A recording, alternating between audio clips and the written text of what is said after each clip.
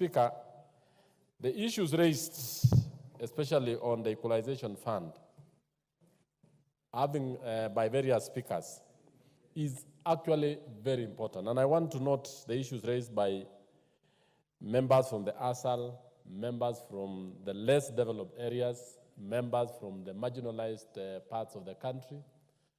And by marginalized or less developed, it doesn't mean it is not talking about the sun, the heat, and many others. There are so many factors that we put into consideration. The inaccessibility of places, the level of development, the poverty index, and many others. So, Madam Speaker, the drafters of the Constitution in 2012, in 2010, realized that for us to be one nation, one people, we must bring all to almost an equitable level playing field, so that Kenyans in various parts of this country will feel that we are one nation, one people, one society, and therefore, this fund actually is trying to bring areas that are poorly developed in terms of infrastructure. In terms of, when I talk of infrastructure here, I'm talking about road network, we are talking about water network to homes, schools, colleges, and various parts, even hospitals. A number of areas in this country, Madam Speaker, especially the northern part, are actually having a hospital almost 20 kilometers apart, some even more than that range. And while in other areas, hospitals and schools are in less than 3-4 kilometers away. So it will be good that this fund is enhanced. This fund is disbursed on time. This fund is well managed so that what the drafters or the intention of the drafters of the Constitution is realized earlier than scheduled. Because if you look at the schedule, this fund is supposed to take up to 20 years. As said by members, it is the second year, meaning that the last 8 years, the last 10 years, this fund has not been disbursed. It has not been utilized well. So the intentions cannot be realized. And in fact, it will even mean that there is need to extend the time frame beyond the scheduled 20-year period when the drafters felt that if this fund is utilized well, other parts of the country will come to par with the developed parts of the country. Two, the management of the fund. And I want to say that my constituency is actually one of the beneficiaries, but it is not the whole part of it. Areas where, because it is very hilly, it is not having good roads, the standards of living are quite low, and so many other things affect it. But I want to discuss this especially on administration of the fund. That as much as the money has been disbursed, it will be prudent that the county government, which is actually the administrator of the fund, should actually look into it to make sure that there is value for resources, to make sure that the funds are allocated for the roads, the funds are allocated for the hospitals, the funds are allocated for water. The people, the beneficiaries, are actually going to get those particular resources. So, Madam Speaker, I want to say that this fund is actually very important for the whole part of the world. If you look at areas where we have no bridges, where we have no road network, where we have no hospitals, where we have no dispensaries, this fund is going to be very, very important. And I want to say this. I heard the member for Samburu Lili talking about the level of development in her region. I want this House to look at it, that we look our country as one. That one part of the country which is less developed is part of our country. The people who are low in development are also our people. And if we have everyone up, then the whole nation will develop. I want to take the case, I think most of what other nations have done. If you look at the United States, for example, in the 1920s, 1930s, we had regions, very dry regions. Even the Tennessee Valley, for example, which was actually one of the least developed parts. And even the Nevada and many parts. China has done the same. Many parts of the world have done the same. This is not something that we have picked it from the blues. It is something that any national leader, any leader who wants to bring his country to the same table, so that when Turkana is doing well, when Mandera is doing well, then anyone else could also feel to be part and parcel of that particular part of the world. So in effect, I'm just calling that, let these funds be disbursed on time, let this fund be increased, not to be at the same level as it were, and then this fund, let it be administered in a very, let it be managed very efficiently to make sure that the benefits that were intended to achieve, even the construction of hospitals, the construction of roads, the having water in those particular areas, electricity, and many others, will be realized at a faster rate, and therefore we will come at the same level as Kenyans and as one people. I support Madam Chair. Thank you. Honorable Ngeno. Thank you, Madam Speaker. Thank you, Madam Speaker, for allowing me also to ventilate into this issue of Equalization Fund. Madam Speaker,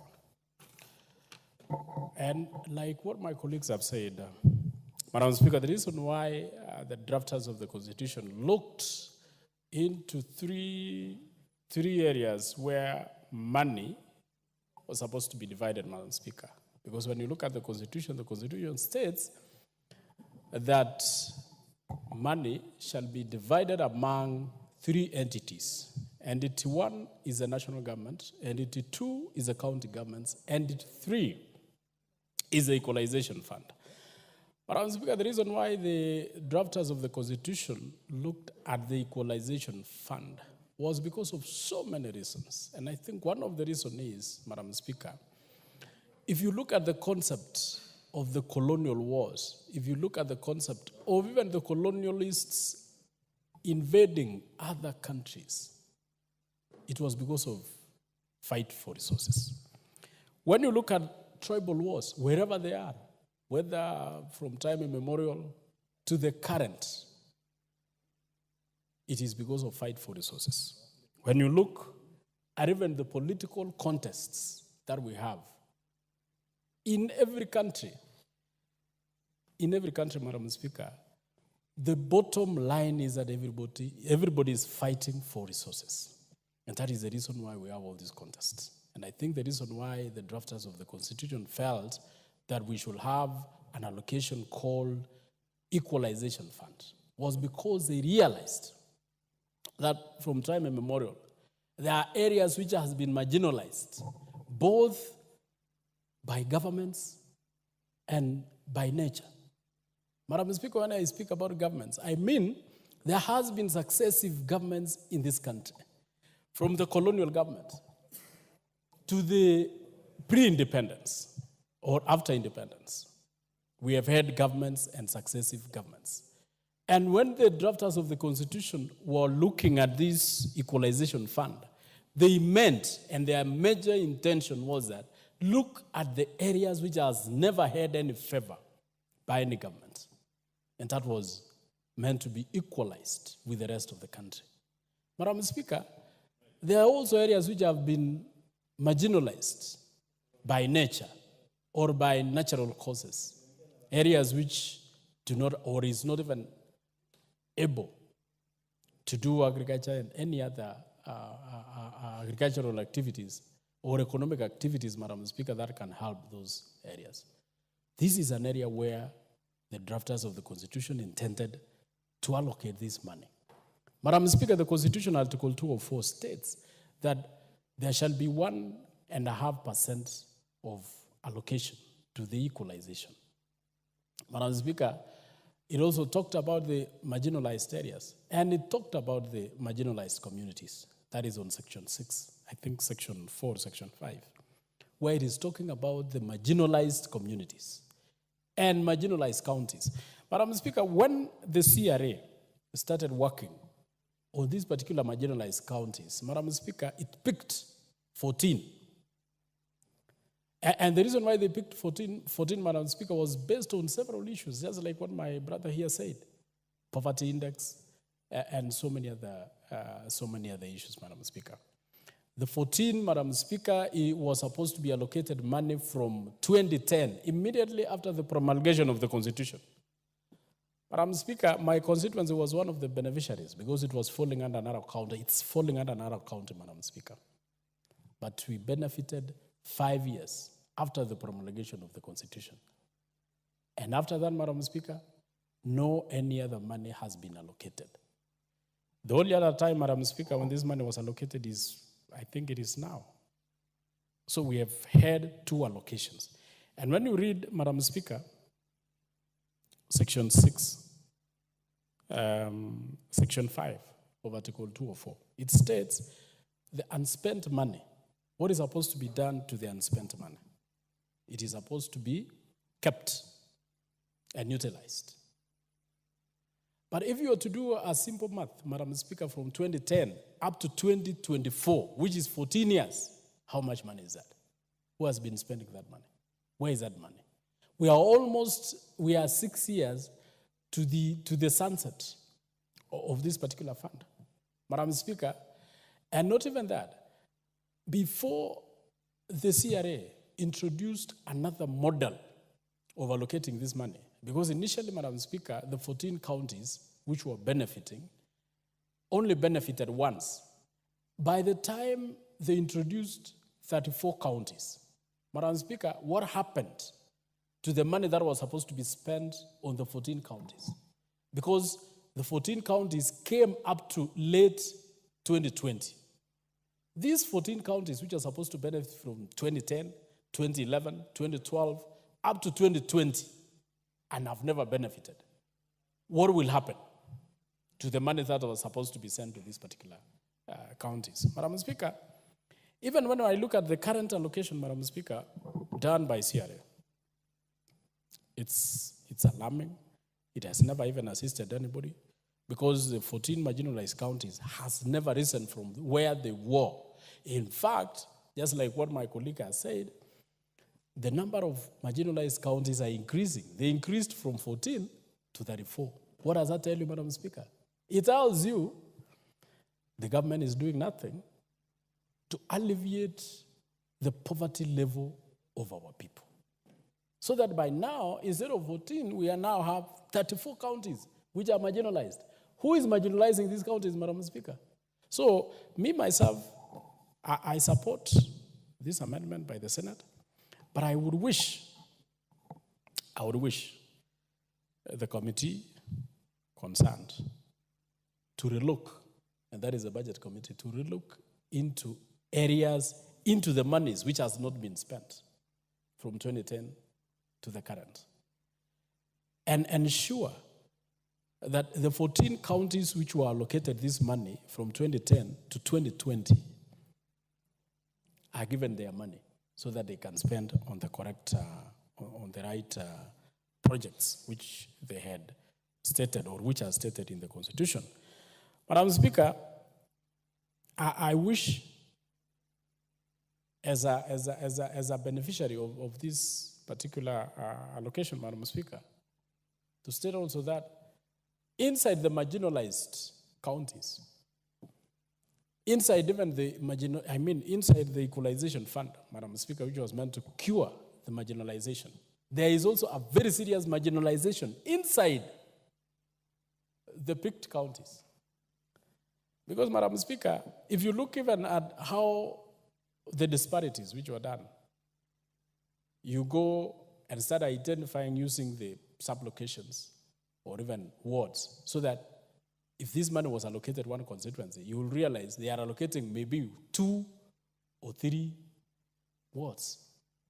What will the rest of the wards say? it is causing a lot of turmoil. So, Madam Speaker, my contribution is that the committee concerned, which is the budget committee, should look into the monies or the balance which was not allocated to these marginalized counties so that they can get their fair share. Secondly, Madam Speaker, the CRA should use a model that will purely identify the areas which were marginalized both by the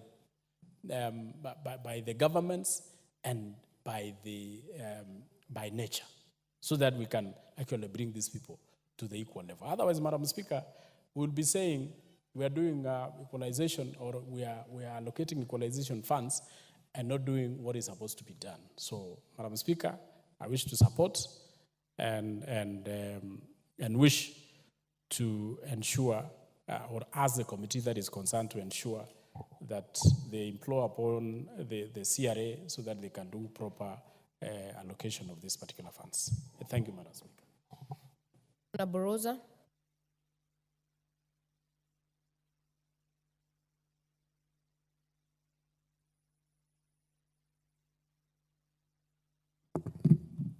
Madam Speaker, I want to thank you for this opportunity. And Madam Speaker, right from the onset, I'd like to lend my support to the Equalization and Appropriation Bill from the Senate. Madam Speaker, I stand on the strength of our Constitution, which was promulgated in 2010. That Constitution dictates that every Kenyan is equal to the other Kenyan. Madam Speaker, which means that every area in this country is as important as any other area. Madam Speaker, because of that, in the Constitution, you find very many affirmative action programs, either to bring people who are otherwise undermined to the point of level with every other Kenyan, or to bring areas that are underdeveloped to the point that they were nearly as equally as developed as all the other areas in Kenya. And Madam Speaker, that's where the Equalization Fund comes in, to bring up those areas which are underdeveloped in key elements that are necessary for human life, like education, infrastructure, including hospitals, including schools, including roads, so that we all feel like, indeed, we are all Kenyans. Madam Speaker, I served as a commissioner in the IIBRC Commission, also known as the Legale Commission. Madam Speaker, I went around the whole country. And Madam Speaker, I'd like to let you know that there are parts of this country that are so remote, parts of this country that do not have what we call roads. Madam Speaker, many of those children in those parts of the country have not even seen cars. Madam Speaker, Equalization Fund was meant to make these people who are in such parts of the country to actually feel like they belong to this country called Kenya. And Madam Speaker, for this reason, I support this bill, because this bill will bring those areas that are undermined or underdeveloped to the fore, so that they are also developed nearly as possible as the other parts of this country. Madam Speaker, it's a shame that we are almost getting to the 20 years time limit for this Equalization Fund.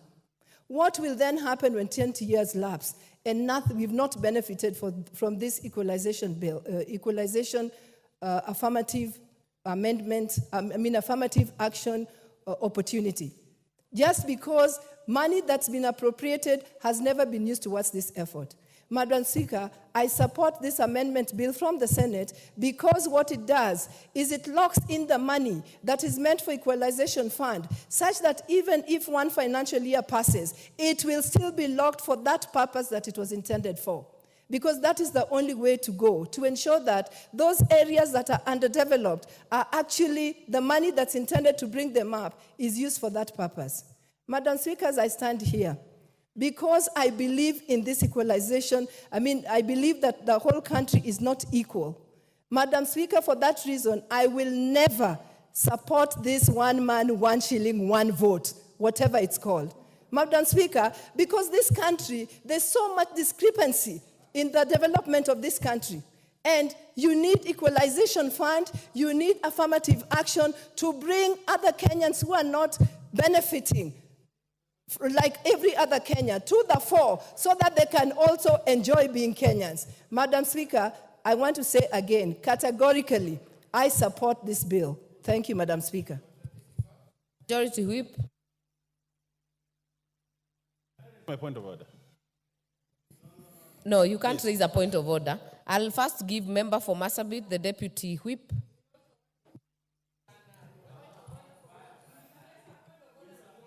How do you contradict your party leader?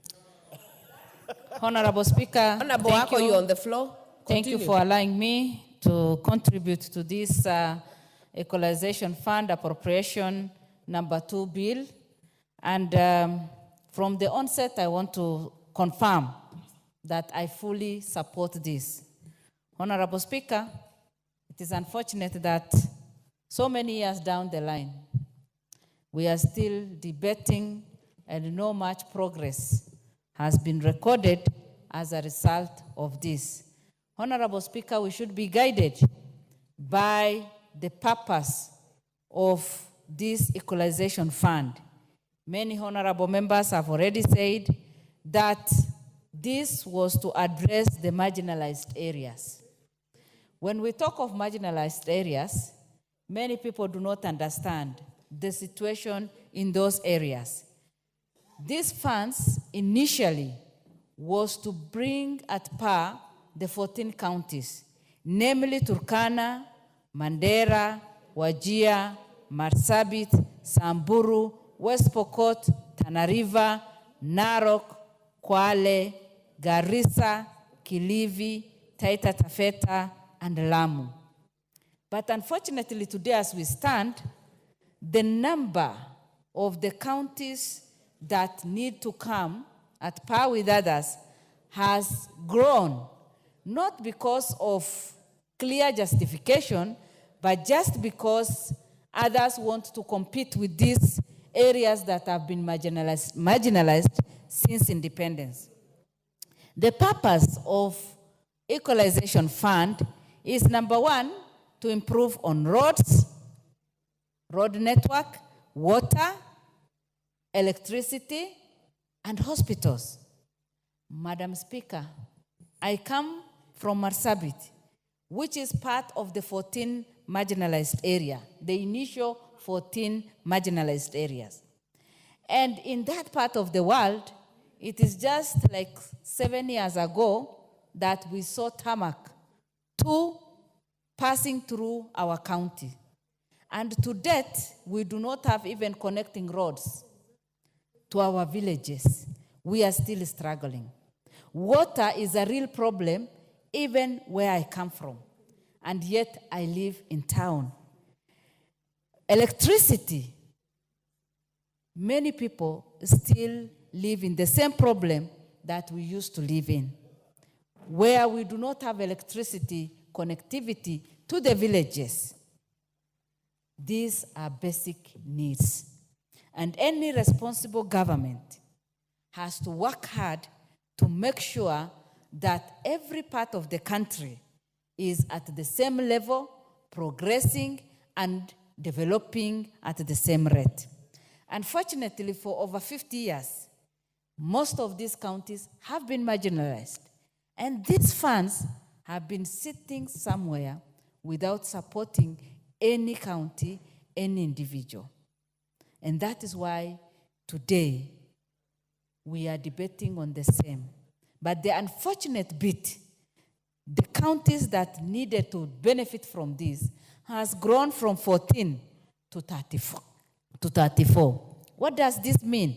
It means that the funds that was to support and help the real marginalized areas is now scattered and distributed among many counties, such that it will not make any positive impact on the counties that have suffered for the last many years since independence.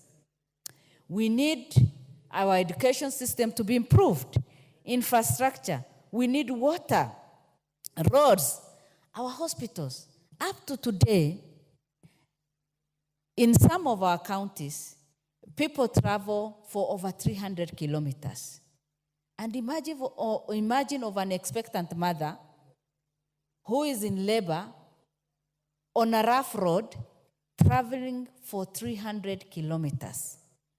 Most of them have lost their lives as they struggle on the roads. Majority of them have also delivered on the road. Is that what we want to continue hearing in the 21st century? No. And that is why, yes, many counties still need this money, but we should go back to the original 14 counties so that the 14 counties can grow and come to par with other counties. Honorable Speaker, as we talk of this, again, any fund that goes to the counties, most of the time are mismanaged. It is unfortunate because we fight for more resources to go to the counties. But unfortunately, at the county level, corruption, again, is practiced at a very high level. And so the monies that are meant to bring development and growth goes into people's pocket.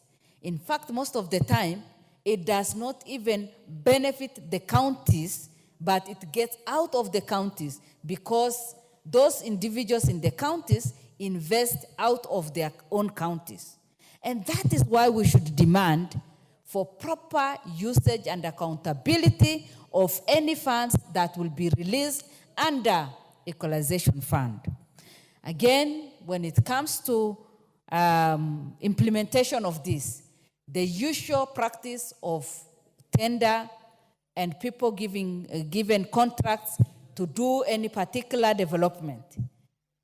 Honorable Speaker, the experience is these tenders are given to close friends or relatives or even people from outside those counties.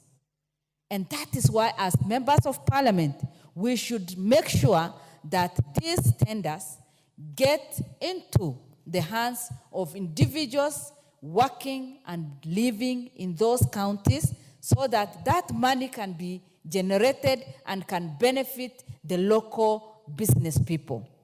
A lot of local business people have lost their businesses because they have not been supported, and even if they do businesses, they have not been able to generate good income because of poor economy. And that is why we need to enhance those people who are already doing businesses at the local level and make sure that the money, the profit that they get will just circulate and assist the people within their counties. Again, Honorable Speaker, the 22.7 billion arrears, the Treasury should strategize or come up with a plan of releasing these monies, because if we do it in many years, it will not have any positive impact. It is like a drop on an ocean.